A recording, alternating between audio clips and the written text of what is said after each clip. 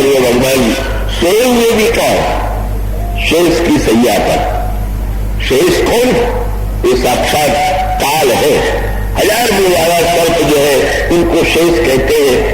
अगर किसी व्यक्ति के सोने के लिए व्यक्ति जा रहा हो और एक सांप छोटा सा भी दिखाई दे जाए तो नींद जाने कहां भाग जाएगी।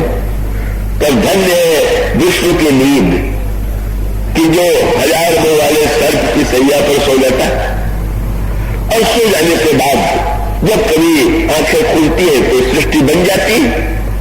तो ये जो ईश्वर का वर्णन किया गया छोटी मात्रा में हम और आप भी तो वही है ना।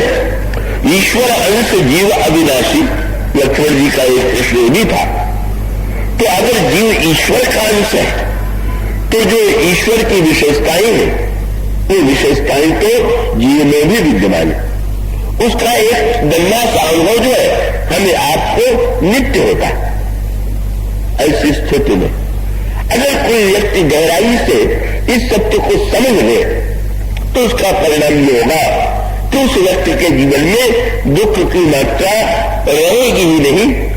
और यहां पर यही संकेत सूत्र भगवान राम ने अपने चरित्र के द्वारा किया। राज्य मिलेगा, सिंहासन मिलेगा का राजा कहलाएंगे और लगा कि सब कुछ छिन गया, चला गया। किंतु भगवान श्री राम जो पलंग पर सोते थे, कोमल सैया पर सोते थे, वे भगवान श्री राम राजमहल को छोड़ करके एक वृक्ष के नीचे कुछ और पत्तों के ऊपर सोए हुए और सोए हुए भी है गहरी नींद में। और गहरी नींद का अर्थ यही है कि भगवान श्री राम तो परमानंद में अभी संभवतः उमा शंकर जी का आनंद श्री राम के आनंद के संदर्भ में भी कुछ कह रहे थे।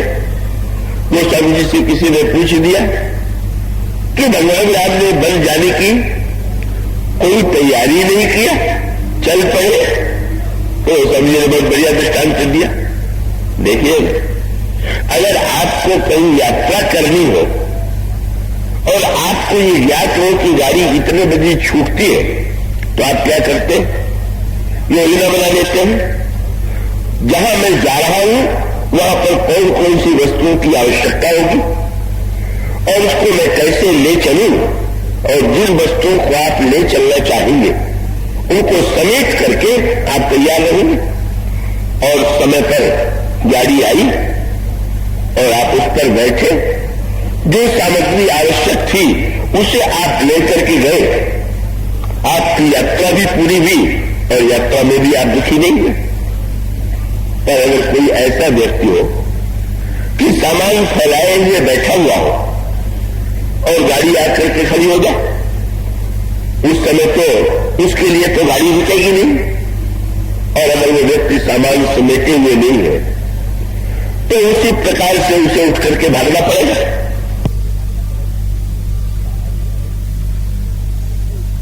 उसका अर्थ ही है कि जो जीव जो है वो यात्री है।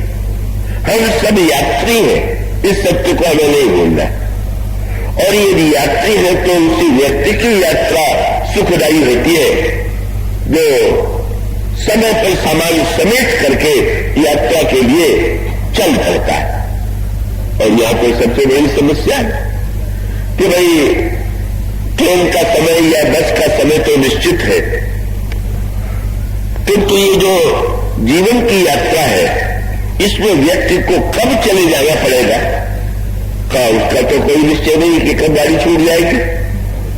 और आपके और किसी हमारे लिए तो वो तो रुकने वाली नहीं। अगर उस समय हम समेटे हुए नहीं होंगे तो हमारी यात्रा बड़ी असुविधाजनक होगी। हड़बड़ा करके हमें जाना पड़ेगा, क्योंकि वो कहीं इस रेल या बस में तो आप स्वतंत्र है कि नहीं, अभी हम नहीं जाएंगे, दूसरी गाड़ी से चले जाएंगे। पर ये जो मृत्यु की गाड़ी है ये तो आपको नहीं छूट देगी कि अच्छा अभी नहीं, कभी 4 वर्ष बाद से वो तो कहेगी कि नहीं, इसी क्षण ऐसे ही चलना होगा। और तब ऐसी स्थिति में कोई भी व्यक्ति जो समेटे हुए है अपने आप को, और वो समेटे हुए जो व्यक्ति है लक्षण इस बात के लिए प्रस्तुत है। एक तो यात्रा के संदर्भ में, अगर आप किसी अनजान प्रदेश में जा रहे हो, नगर में जा रहे हो, तो बड़ी चिंता होती है। पर आपका कोई परिचित नगर हो और परिचित नगर में आप जा रहे हो तो आपको कोई भी चिंता नहीं।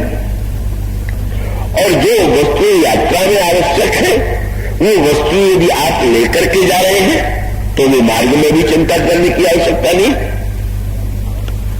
तो भाई ये जो भक्त है, यह जब जीवन यात्रा करता है तो एक तो सर्वदा समेटने की कला में निपुण है, और समेटने की कला के साथ साथ उसे यह भी ज्ञात है कि कहां जाना है और कहां जाना है। कबीर एक दिन बड़े प्रसन्न दिखाई पड़े। लोगों ने पूछा, महाराज क्या बात? उन्होंने कहा, आज लंबी यात्रा पर मैं जा रहा हूं। लोगों को पता चला कि आज मृत्यु का दिन है। महाराज, मृत्यु के तो आने की कल्पना से व्यक्ति को नींद आना बंद हो जाती। आप इतने प्रसन्न कैसे?